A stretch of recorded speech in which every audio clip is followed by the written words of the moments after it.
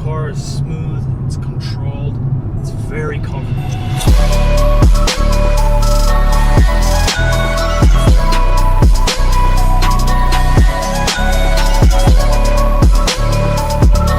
Alright, we're in the car now and we're gonna do a real, I guess, practical review of the BC Coilovers in the CLS55 AMG. This should very much apply to the E55 AMG as well, considering it's the same kit. And we are on Highway 6 in Houston in peak traffic time. So I thought this was a pretty good time to do a very practical review of the car's coilovers. Because you're really gonna get a sense of like how much rumble and everything there is in the car, how much road feeling you can tell, like we're jittering. But I'll start by saying this. You're driving along with the coilovers. This car really isn't that different from when you're with AIRMATIC and you're maybe in like DS1 or DS2. I haven't been able to tell that much. The only thing that I think has really changed is the rear is a little bit harsher with coilovers than the AIRMATIC was, but it's not crazy. Sorry, we're in Houston, so my radar detector is like picking up every false alarm possible. But yeah, so one thing I've noticed for sure when in comfort mode is the passengers definitely don't realize that I've switched over to coilovers, except maybe the people sitting in the back. But then again, like, I hardly ever have people sit in the back of this car. The car is smooth, it's controlled, it's very comfortable. If you're looking into coilovers for this car and you're worried about whether or not they're going to remove that comfort factor that you have with your air suspension right now, as long as you set them up right, you're gonna be just fine. What I mean by setting up right is you got to set up your dampening, but you also have to set your rebound and compression correctly. I think a lot of people gloss over this and their car just compresses too much, or it opens up too much coming off of a hill, and they have very bouncy looking cars. Now, it feels bouncy inside too, but we took proper measurements, we set this one up, and I haven't really felt anything as a result. The front air shocks are 12 clicks from their hardest setting, so they're at, I guess you could say, setting 18 because there's 30 settings, and the rears are at 15. It's not bad. It's really, really smooth.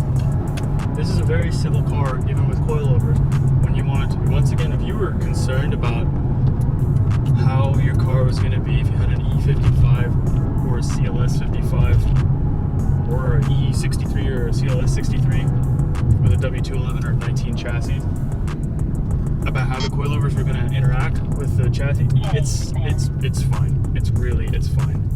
I'm not going to be able to show you too well, considering that Katy Freeway I-10 is a straight road. But cornering, like just turning, it's improved vastly. You feel it. You feel more confidence going in. The car is more willing to turn in. It doesn't roll as much. Like the body roll is almost completely gone that I have with the AIRMATIC. One thing that really frustrated me. I was looking into getting an E92 M3, which handles much, much better than this. But this is a rocket ship, first and foremost. That's what this car's application is. Straight line performance. And although the handling has improved with coilovers, if you're thinking that this is going to suddenly become like your Auto X car or something, like don't even count on it. Like this is not what this is made for. I mean, the coilovers help, but not to that extent. There's still heavy amounts, copious amounts of understeer in this car. Yeah, if you're looking, I think there's a couple options on the market actually. There's BCs, there's KWs. I went with BCs just because of cost effectiveness. I didn't want anything too crazy. Nice C63 with the pops and burbles over there.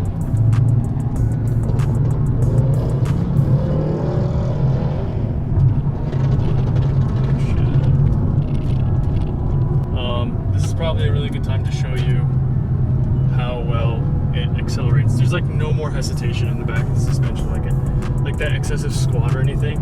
Not that I really ever felt that, but like I guess it's maybe just placebo, but I definitely don't feel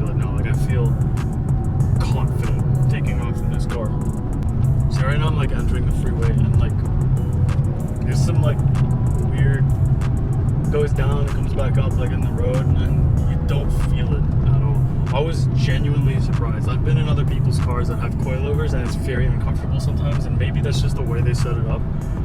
But with this car, I genuinely feel like now I have a Mercedes-Benz. It's soft and comfortable, and you can take your wife or your girlfriend or your family out in this car when you need to.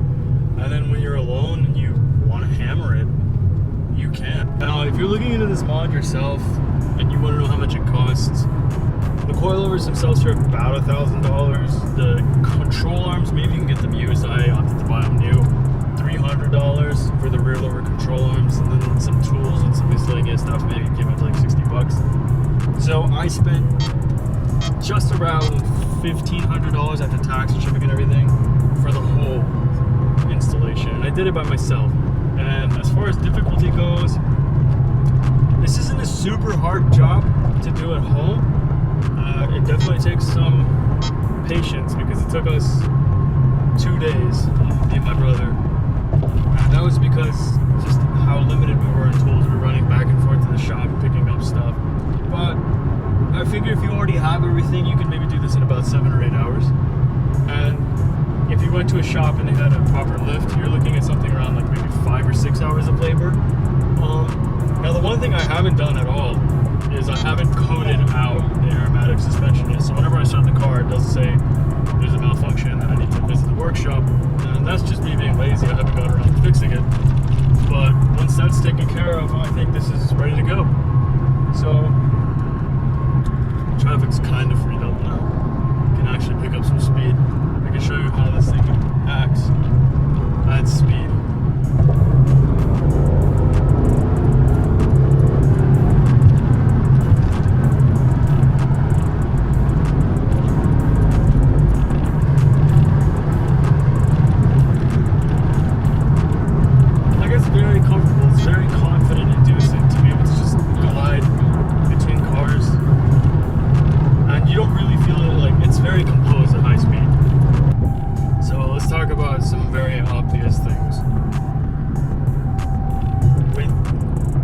Coilovers, you definitely lose the convenience of AIRMATIC.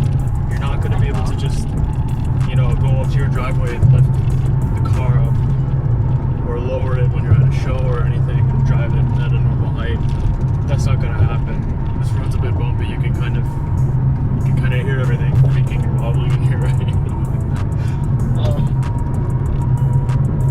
But yeah, you lose that convenience for sure, and you lose the ability to just get an ELM or lowering links or something and make your car look better. Everything is static now. If you want to set the stance, you have to do it with tools, and you have to take the wheels off. For me, it's fine. I mean, I set this thing up. It's low. The way I set it up, when people are in the car and it's rolling, it's basically like credit card fitment. When no one's in the car, there's maybe 0.3 inches of wheel gap, or maybe 0.4. I don't remember. It's been a while since I measured it. From the fender down to the tire. But it looks good. It definitely looks lower. If that's your concern, you definitely can slam this car with coilovers. So I think it'd just be more tedious to keep up with it. You really have to watch where you drive with the car. And I didn't want to have to do that because I take my friends and my wife in this car, and we go places sometimes where things are unexpected on the road. You really can't account for it. You don't know who's going to approach on the highway or whatever. Or there's going to be slopes or something when you're getting into a parking lot. So I left it a little bit raised just so I could manage that without making anything on the bottom of the car.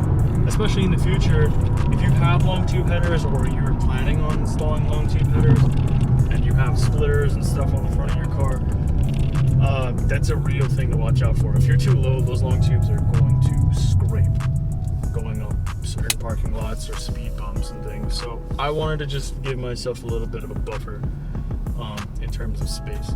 So trade-offs, you lose a little bit of that convenience that you get with AIRMATIC suspension, but you definitely pick up on reliability of the coilovers, road feel, improved turn-in. It's not that great, but it's definitely improved. Significantly reduced body roll, which leads to more confidence while driving. And I mean, that's all I can say. I would definitely recommend it. But yeah, thank you for watching again. We will be back with more AMG content, and please make sure to like, share, and subscribe. I will see you guys in the next video.